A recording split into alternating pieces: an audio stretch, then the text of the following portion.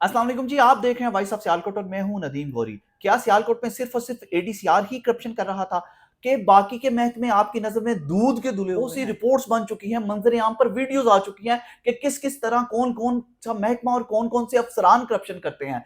लेकिन उनको क्यों नहीं पकड़ा जा रहा? क्या उनके हाथ इकबाल संगेड़ा से ज्यादा लंबे हैं?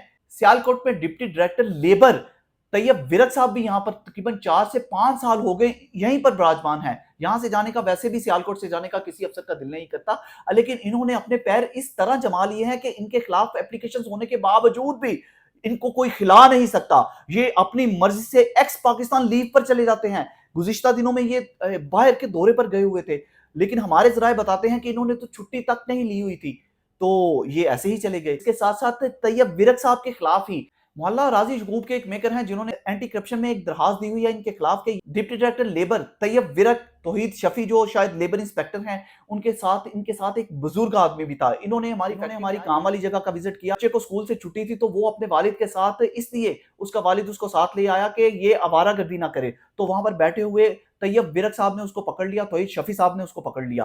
तो इन पर इल्जाम लगाया कि आप चाइल्ड लेबर, आपने चाइल्ड लेबर रखी हुई है, बच्चों से आप काम करवाते हैं, आपके खिलाफ मुकदमा दर्ज होगा। इस बंदे को खूब डराया धमकाया। उन्होंने जब एक्सप्लेनेशन दी कि जो के स्कूल से छुट्टी थी तो इस वजह से अपने बाप के, इसका बाप इसको अपने साथ ले आया ताकि मेरा बेटा आवारागर्दी ना करने चला जाए, इसलिए उसने अपने साथ बिठा लिया। लेकिन ये लोग नहीं माने, इंतहाई गुस्से में थे। फिर इनका कहना है कि तौहीद शफी नामी जो लेबर इंस्पेक्टर है, इन्होंने मुझे साइड पर ले जाकर कहा कि अगर आप चाहते हैं कि आप पर एफआईआर ना हो, मुकदमा दर्ज ना हो चाइल्ड लेबर का, तो deputy director labour Tayyab Virk साहब को 50,000 रुपया रिश्वत दें, मतलब फीस दें। गुफ्तो शनीद के बाद इन्होंने लिखा कि 30,000 पर बात डन हुई, तो इन्होंने हमारी जान छोड़ी। ये वहीं पर बैठे रहे और तौहीद शफी साहब गाड़ी में मौजूद थे। तो ये जो इस कारखाने का मालिक था वो गाड़ी में गया, उनसे मिलके वापस आया, फिर ये एफआईआर दिए बगैर यहां से चले गए। इन्होंने हम पे एफआईआर नहीं दी। इस एप्लीकेशन में यह भी मेंशन किया गया है कि तैयब विरक साहब को हम लोग पहले भी 15-15 हजार रुपया वक्फे वक्फे से देते रहे हैं। तो इनका कहना है हम अपने कारखाने बंद करके चले जाते हैं, हम अपना कारखाना चलाते हैं, छोटा सा हमारा कारखाना है, हमारा यहीं से रिजक चलता है, हमारे चूल्हे जलते हैं, हमारे वर्करों के चूल्हे जलते हैं। कब तक हम पर ये जुल्म सितम ढाते रहे, कब तक हमसे रिश्वत का बाजार गर्म रहेगा? तो अगर तैयब विरक साहब इस पर कोई मौकफ देना चाहे तो हम लोग हाजिर हैं सर। हम जब कहेंगे, जहां कहेंगे वहां आकर आपका मौकफ लेने के लिए हाजिर हैं। सिर्फ एक एप्लीकेशन नहीं बल्कि एक और एप्लीकेशन मंजर यहाँ पर आ गई है। मेहदी कारपोरेशन की जानिब से ये एप्लीकेशन मंजर यहाँ पर आई है, शायद हमाद साहब हैं कोई, उन्होंने एप्लीकेशन दी है। तैयब विरक साहब के खिलाफ ही ये भी एप्लीकेशन है। इनका ये कहना है कि जब भी ये अपनी टीम के हमरा हमारे पास आते हैं, हमको डराते धमकाते हैं, थ्रेट करते हैं कि हम वहां पर मुकदमा दर्ज करवा सकते हैं, लेकिन अगर मुकदमा दर्ज नहीं करवाना चाहते तो हमें रिश्वत दें, हमें ब्राइब करें।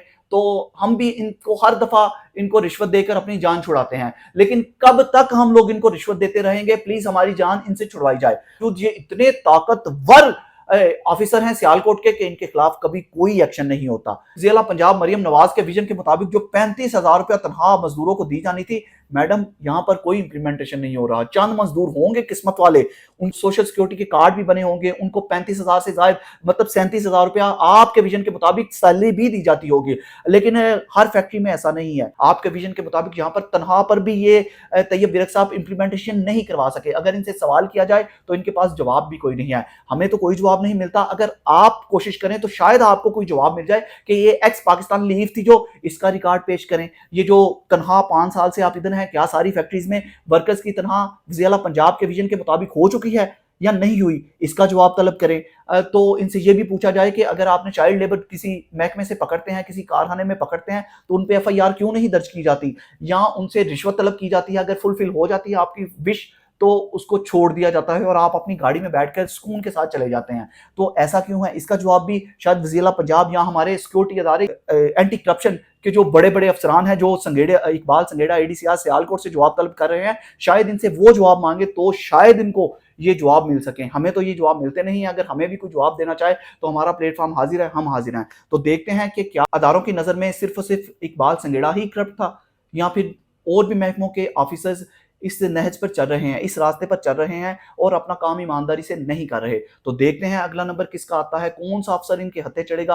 अगर ये करना चाहें तो क्या करेंगे, ये तो अब वक्त ही बताएगा। फिलहाल इस स्टोरी से अपने भाई नदीम गोरी को इजाजत दीजिए। अपना बहुत सा ख्याल रखिएगा और हमें दुआओं में याद रखिएगा। अल्लाह हाफिज। पाकिस्तान जिंदाबाद।